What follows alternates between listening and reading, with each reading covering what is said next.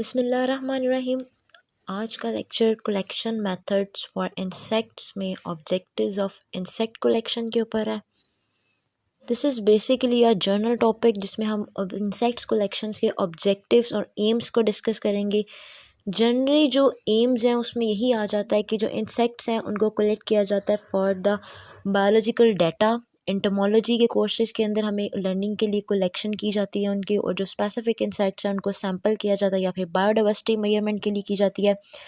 कुछ जो इंसेक्ट्स हैं लोग उनको एज अ हॉबी के लिए भी कलेक्ट करते हैं ताकि उनकी ब्यूटी एंड डाइवर्सिटी को देख सकें। और जो इक्वेटिक स्पीशीज़ हैं, अगर जो इक्वेटिक इंसेक्ट्स हैं वो उनको इसलिए कलेक्ट किया जाता है कि वाटर की क्वालिटी क्यों चेंज हो रही है उसको डिटेक्ट किया जा सके, उन पर स्टडी की जा सके। जो पेस्ट स्पीशीज़ आ जाती हैं उनको भी सैम्पल्ड किया जाता है कि हम जो पेस्ट को कंट्रोल करने के लिए मेजर्स कर रहे हैं, जो कंट्रोल मेजर्स होते हैं वो नेसेसरी हैं कि नहीं है। जो स्पेसिफिक ग्रुप्स हैं या जो स्पीशीज़ हैं may be collected to acquire the material for the biological, physiological, molecular and the systematic studies. Collection of insect is like the library of the insect biodiversity.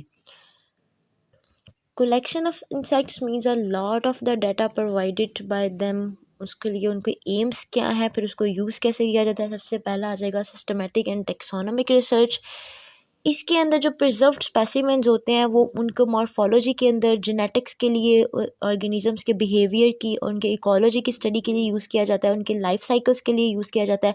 उन प्रिजर्व्ड स्पेसिमेंस को compare भी किया जाता है इनके साथ, और ये अंडरस्टैंडिंग जो होती है वो एसेंशियल है for the classification and the taxonomic research. Second one आ जाएगा बायोडाइवर्सिटी रिसर्च। बायोडाइवर्सिटी रिसर्च के अंदर जो प्रिजर्व्ड स्पेसिमेंस होते हैं वो एक हिस्टोरिक डाटा प्रोवाइड करते हैं। अब ओवर द टाइम जो स्पीशीज़ हैं उनकी अबंडेंस एंड डिस्ट्रीब्यूशन में चेंजेस आ रही हैं, तो जो प्रिजर्व्ड हिस्टोरिकल डाटा है उसमें भी चेंजेस आएंगे and can be used to document changes in the distribution and the abundance of the species over time. अब इन चेंजेस का कैसे पता लगता है, क्योंकि जो प्रिजर्व डाटा है वो स्पेसिमेंस है वो पहले से हमारे पास मौजूद है, उनके साथ जो न्यू स्पीशीज़ हैं या अबंडेंस उनको कंपेयर किया जाता है, फिर एनालाइज किया जाता है। Museum specimens can be preserved and studied for the 100 years. Next one biodiversity education. इसमें जो इंसेक्ट कलेक्शन है उनकी इकोनॉमिक और इकोलॉजिकल इंपॉर्टेंस, उनके रिलेटिव्स की is critical to educate for the public. Fourth one aim is the biodiversity conservation. It is basically for the understanding of the taxonomy. जब conservation और management की जाती है बायोडाइवर्सिटी पे, वो डिपेंड करती है कि जो हमारा अंडरस्टैंडिंग होनी चाहिए टेक्सोनोमी की। अगर तो जो इंसेक्ट्स हैं वो well preserved and well documented होंगे तो उसमें हेल्प होगा कि जो prioritising the biodiversity conservation and the management efforts. जो इंसेक्ट्स हैं उनको आइडेंटिफिकेशन के लिए भी यूज़ किया जाता है, इसलिए जो प्रीवियसली रिकॉर्डेड डाटा होता है उसके साथ जो न्यू डाटा है उसको कंपेयर करके इंसेक्ट्स को आइडेंटिफाई किया जाता है। फिफ्थ पॉइंट आ जाएगा invasive species diagnosis and management. Invasive species जो इंट्रोड्यूस स्पीशीज़ होती हैं और हार्मफुल होती हैं फॉर द नेटिव स्पीशीज़, उनकी मैनेजमेंट और डायग्नोसिस के लिए भी इंसेक्ट्स कलेक्शन हेल्पफुल है। Entomological collections help scientists to rapidly identify the invasive pests that affect the agriculture, forestry, and human and animal health. Invasive insects and mice can have tremendous economic and the social impacts. Availability of the indigenous natural enemies for the invasive pests can be identified from the insect museum collections.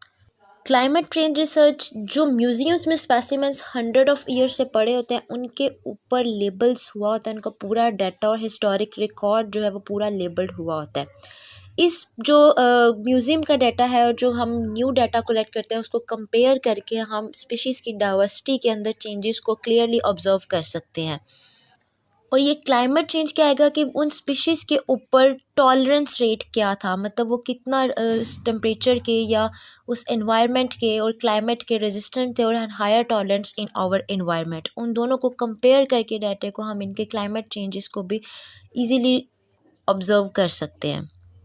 Next one आ जाएगा human resource development. जो museum collections हैं वो important resource होती हैं training की और educating young taxonomist, entomologist and the students. They also facilitate the developing specialised expertise in the specific insect groups. For example moth and butterfly experts जो हैं वो रिकोगनाइज किए जाते हैं एज द लेपिडोप्टेरिस्ट्स। जो यंग टेक्सोनोमिट्स हैं उनकी ट्रेनिंग के लिए जो यूज़ की जाती हैं इंसेक्ट्स को, वो म्यूज़ियम कलेक्शन जो है वो इम्पॉर्टेंट रिसोर्स है उसका। स्टूडेंट्स जो हैं जिनको स्टार्टिंग से किया जाता है उनके लिए म्यूज़ियम कलेक्शन जो है बेस्ट है। और इसी वजह से जो यही जो कलेक्शन है इंसेक्ट की, उसकी वजह से जो एक एंटोमोलॉजिस्ट है वो स्पेशलाइज्ड एक्सपर्ट हो जाता है स्पेसिफिक इंसेक्ट ग्रुप में, जिसकी वो स्टडी करता है, जिसको वो ऑब्जर्व करता है और उसी के वो नेम से रिकॉग्नाइज